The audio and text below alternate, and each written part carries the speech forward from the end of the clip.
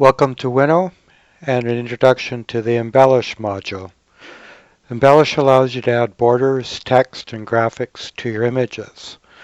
The easiest way to understand it is to look at some examples. So here we have the plain image, and then we're going to look at some embellished images. The first one is pretending we've got a company called Bad Boys Photography. And Embellish has added two borders. There's a little thin one here and then the larger brown one. A title for Bad Boys Photography. A logo, which is this frog climbing up the panel. And here on the side the customer can see the file name. So another example here, we just have a simple text which has rotated and also translucent. Here's an example where we're using the emboss capability, which will be explained in a little while, to show a bit of a border around an image.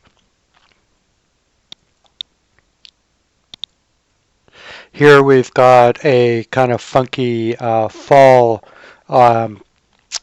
tiling on the border here, as Winnow has the capability of making tiles to create textures, and we also have a stroke border around the image, and we've got a little frog hanging out here again. Here we're going a little bit wild and crazy, get a bit of a Baroque look, but this is three separate borders with their own embossing patterns to make a more complex frame. You can also change the blending modes of the effects being used to produce a little bit more fancy results. Here's the total simplicity of just a little tiny white border. And this is my own personal framing, which has got a dark frame with a title, my copyright, my little picture of myself, and some shooting information at the top here where I've zoomed in to take a look at it. And again down the bottom if you want to see what the detail looks like here. And you can see here there's a texture on the border here, which is also created by tiling a texture that was created in Photoshop. So that sort of gives you an idea of what the embellishing can do.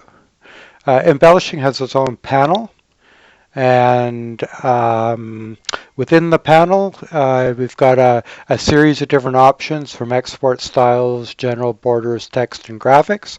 So taking a little bit of a closer look at them, here is where you can pick which particular template you're working on, and then what the export does is it tells Winnow what to do with this template if you want to export it to create a file that looks like this. And so it's saying here we want a JPEG, we want it to be 100% quality, we want to save it in a subfolder. We haven't assigned a subfolder name here yet, and also for the file name we're going to append Bad Boys to it, and we're not going to overwrite the same file name if it had been put in whatever folder we created before. Just going to turn this to solo mode here, which I'll explain in a minute. We'll change to styles next. Any object here, like a border or text or a graphic or the image, can have a style, and a style can have multiple effects which can be added to the style.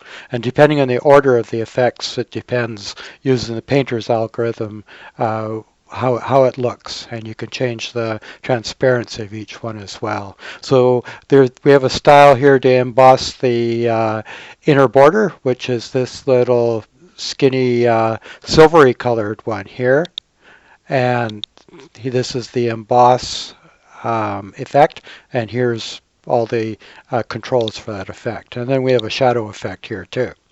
And it's showing a shadow and then shadow effect because you could have multiple effects here, and then you need to have a header for it. Beyond styles, we have the general category where we describe how large we want the output image to be. So this is 1,000 pixels by 1,000 pixels outer dimensions. We're defining the light direction. It's coming from azimuth 315 degrees, which is from the northwest. And there's no image style attached to this.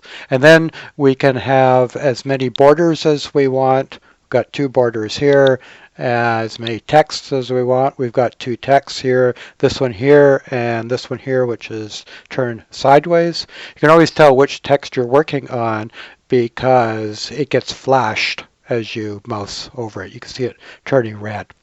And finally, the graphics is the same idea. You can have as many graphics as you want. So that basically covers the objects. You can change the look of the menu. You can expand everything. You can collapse everything. Solo mode means that for these header things, if you're looking at export, if you look at another one like borders, it closes the export and opens the borders. And then finally, you expand recursively. And the way expand recursively works is that, for example, when you open the export, or I should say styles, it opened all the styles down here. And then you could close this one and close this one. When you click on styles again, it expands all the way again. So that's kind of handy if you want to see it all. And if you just want a conventional way you might be used to looking at a tree, you can turn all those off, and then when you click on it and you shrink everything down, and then you click on it again, it'll just expand the way you'd expect it to. So that's how you control the look of the panel. And within the Embellish menu, there's a few options to look at. You can create a new template from here, or you could do the same thing by clicking the plus button here to create a new template. Then we have the export, and what that does is it says for all the images that are currently selected, like we could select a whole bunch here, and then if we chose to export by clicking the export menu item here or clicking the export button here, then what it would do is it would cycle through and for all these pictures create a separate image JPEG of them with this style of border and all the text and so forth. We can manage tiles, and what this does is it allows you to actually create tiles. So for example, I have a fall series, and this is the first one, and then we could look at another one here, for example, or we could create a new tile, but I'll have a separate video to show you how to do that. And finally, we can show winnets in Explorer. Now, what winnets are standalone executables, and what you can do is from another program, for example, Lightroom, you could export a bunch of images from Lightroom to the appropriate winnet. A separate winnet is created for every template that you have. So if we do go to show the winnets in the Explorer here, I'll just shrink this down a little bit and bring it into the window so you can see it. So you can see here that under users Rory and finally Winnow and Winnets, there's been a separate executable created for every single template. And then what you do is you get the third-party software, for example, Lightroom. You would export to, if you wanted, if I wanted to run my my Zen 248 Winnet, then I would pick this in Lightroom, and then what this would do is this would open Winnow and run the appropriate template and for all the images that got exported. So it allows you to go in a workflow directly from, say, Lightroom to getting the output with the customized embellished images.